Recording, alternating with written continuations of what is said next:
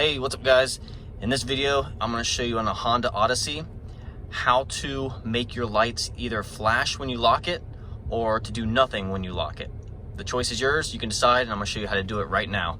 So you're going to turn your car on, and right now we are on the home screen, and from the home screen we're going to go to settings, and then we are going to go to vehicle, and then we're going to go to keyless access setup, and then keyless access light flash.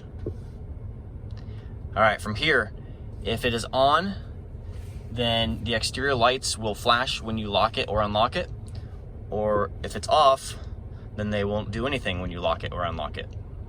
And then once you choose what you want, you just hit back, and now we're back at the home screen, and you're done. That's it guys, thanks for watching.